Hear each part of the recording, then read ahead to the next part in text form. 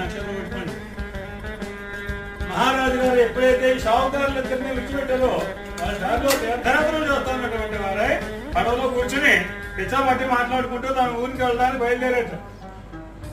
ఈ షావుకారు అంటున్నాడు ముందు, చూసేవాళ్ళు నేను ఎప్పుడు వ్యాపారానికి వెళ్ళినా లాభంతో వచ్చాను తప్ప లాస్ ఎప్పుడు రాలేదు. ఉంటే 6 రోజులు 10 రోజులు జైల్లో ఉన్నాము, పట్టుకెళ్ళి నాకు రెట్టికి వచ్చింది చూసావా అన్నట్టు. ఈ అల్లుడేమన్నాడు, అదేం కాదు మామగారు, ఏదో గొడ్డొచ్చిన వేడన్నారు, ఏదో గడ్డొచ్చిన వేడన్నారు, నేను నీ కొంపలోకి వెళ్తే నీ దరిద్రం తిరిగిపోయింది అన్నట్టు వీడు. అంతేగాని భగవంతుని చెప్పట్లేదు వాళ్ళు.